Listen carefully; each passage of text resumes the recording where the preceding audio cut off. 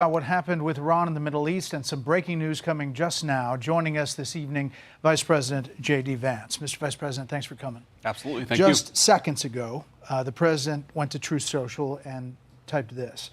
It has been fully agreed by and between Israel and Iran that there will be a complete and total ceasefire.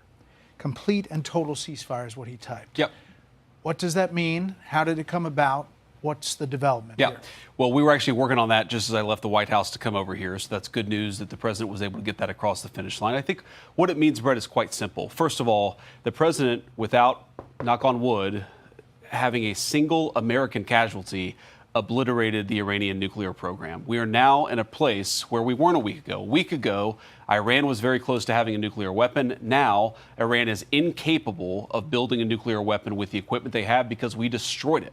So that's a very, very big thing. Now, what that means, I think, is we have to talk to Iran and, of course, to Israel about what the future holds. Because while we have obliterated the Iranian nuclear program, our hope and our expectation is that they're not going to try to rebuild that program. And I think that's what the president is really trying to figure out here, is to build a long-term settlement here to where we can have peace in the region, where our regional allies and, of course, the American people, most importantly, can be secured, but where we can ensure that the destruction of the Iranian nuclear program that has already happened is not something they try to rebuild. I want to get to the obliterated part in just a minute, but I just want to read this fully so I get the context here. Congratulations to everyone. It has been fully agreed by and between Israel and Iran that there will be a complete and total ceasefire in approximately 6 hours from now, when Israel and Iran have wound down and completed their in-progress final missions for 12 hours, at which point, the ceasefire for 12 hours, at which point the war will be considered ended.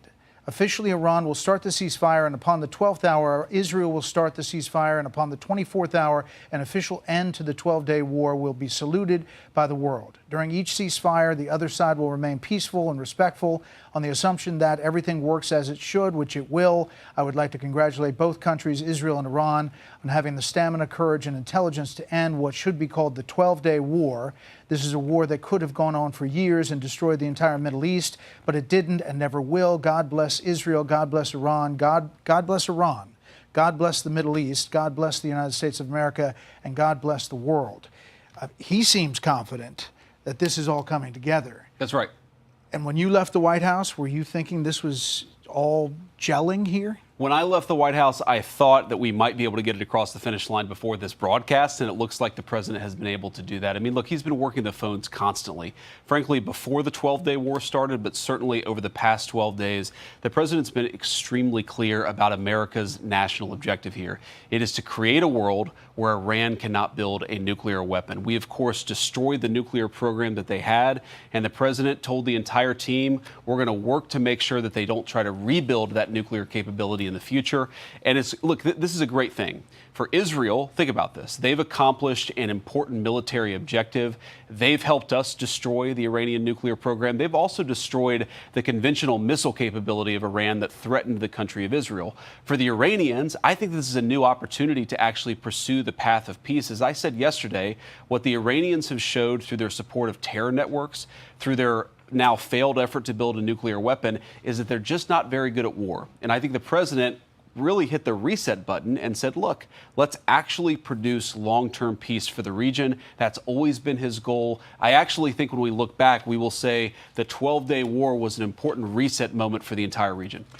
Would you be surprised if Iran is sending out signals that it doesn't have a specific ceasefire plan? How would the communication have been with the Iranians to get this level of confidence to put out that detailed statement? Well, one of the things I've learned, Brett, about the Iranians in the past, 4 or 5 months that I've been in this job is what they say publicly and privately can sometimes be very different. I think what the Iranians have shown very clearly is they don't want this war to go on for much longer. Their air defenses have been totally destroyed. Their conventional missile program has been largely destroyed. And of course, their nuclear program has been obliterated, as I said before. So I think the Iranians are at a place where they don't want to keep on fighting.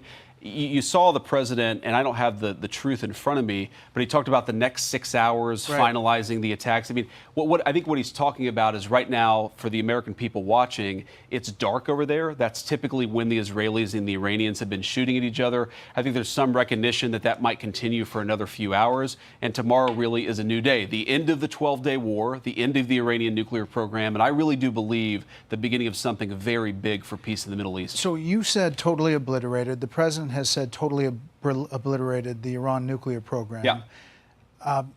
Do you know for sure where all the highly enriched uranium is? Well, Brett, I think that's actually not the question before us. The question before us is, can Iran enrich the uranium to a weapons-grade level, and can they convert that fuel to a nuclear weapon? And we know, based on the success of our mission, of course, the leadership of the president, but the incredible skill of our military, that the two mission objectives are completely successful. We know that they cannot build a nuclear weapon. Now, you asked about the highly enriched uranium. Yeah, like 900 pounds of it. But what we know, Brett, is that uranium is something that exists in very large supply. Our goal was to bury the uranium, and I do think the uranium is buried, but our goal was to eliminate the enrichment and eliminate their ability to convert that enriched fuel into a nuclear weapon. I think this is an important point, Brett, because so many of the folks who have focused on the highly enriched uranium, 60%. The main focus, Brett, has been to destroy their enrichment capacity, because we don't want that 60% uranium to become 90% uranium. That's the real concern, and that's what was so successful about our mission. So after all this, if the Iranian government survives as is, what's to stop it from rebuilding over time if they, in fact, moved the 60% highly enriched uranium?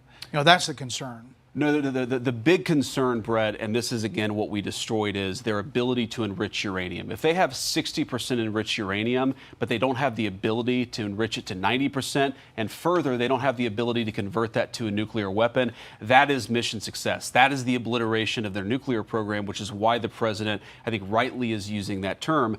But here's the question. If Iran is desperate to build a nuclear weapon in the future, then they're going to have to deal with a very, very powerful American military again.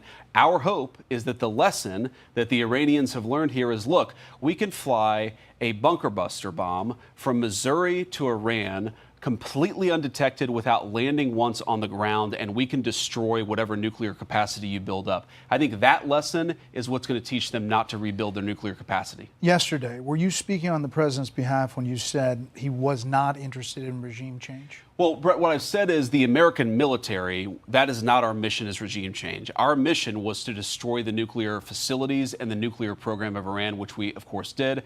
I think what the president's also said is that the Iranian people want to make a decision about regime change. That's between the Iranian people and the regime. Of course, we support freedom fighters all around the world, but our mission was to destroy the nuclear facilities, and that's what we did. So you don't think there's any mixed message when he goes to Truth Social and says it's not politically correct to use the term regime change, but if the current Iranian regime is unable to make Iran great again, why wouldn't there be a regime change? MIGA. Well, I think what the president is saying very clearly, Brett, is if the Iranian people want to do something about their own leadership, that's up to the Iranian people. What the American national security interest here is very simple. It's to destroy the nuclear program. That's what we've done. And now that the 12-day war appears to be effectively over, we have an opportunity, I think, to restart a real peace process.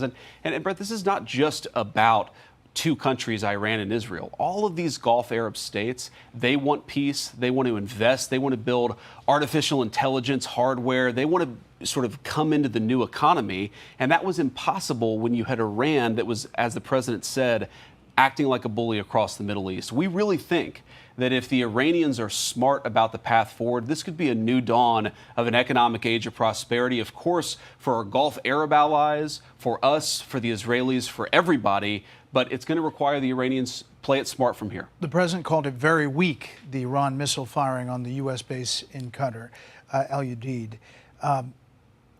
Was it a face-saving move? How do you get from that, firing missiles at a U.S. base, to a ceasefire, as he details in this Truth Social? Well, as the president said, they actually gave us some warning here. And we think they gave us some warning because they didn't want to kill Americans and they didn't want to escalate. There's definitely some symbolism to this, Brett. If you look at the Iranian attack, it was 14 missiles that they telegraphed ahead of time. We dropped 14 bunker buster bombs. As the president told me earlier, our missiles, our bombs were a little bit bigger than their bombs. Our bombs actually accomplished the goal of eliminating their nuclear program. But look, we're happy, again, to restart the peace process as the president just did today. Was the message delivered directly to the U.S. or through an emissary? The message is always delivered through some sort of intermediary. That's been consistently true of the Iranians. Of course, we'd love to talk to them. The president's been clear about this. We'd love to have a direct conversation about how we move this thing forward because, again, we got to step back here. Why did the president do what he did over the past week?